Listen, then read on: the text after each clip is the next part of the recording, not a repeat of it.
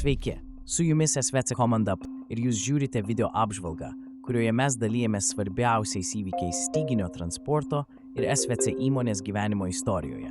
Laidoje žiūrėkite.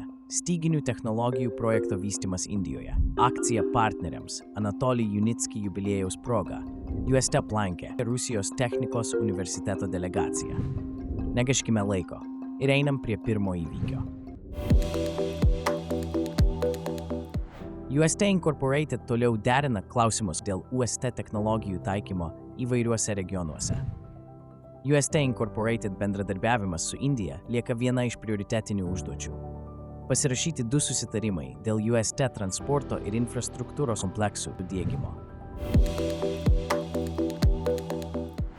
Anatolij Junitskij jubiliejaus proga mes apjungėme akcijoje 2 pagrindinius projektus, prie kurių prisidėjo Anatolij Junitskij. Nuo šiol jūs galite paremti UST ir Utera projektų vystymą vienu metu. Įforminkite Lotus Utera pagal akciją UNI 75 ir gaukite papildomų dalių projekte UST.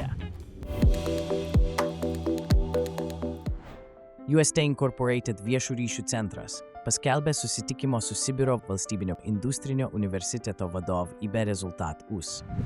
Universiteto rektorius Aleksej Jurjev ir mokslo bei inovacijų veiklos prorektorius Sergej Konovalov gavo pilną informaciją apie įmonės veiklos specifiką bei konstravimo biurų darbą. Primename, tarp UST Incorporated ir universiteto pasirašytas susitarimas dėl bendradarbiavimo mokslo ir švietimo srityse. Tai buvo pagrindinės šiandienos naujienos. Būtinai spauskite patinka šiai laidai ir rašykite komentarus. Iki susitikimo.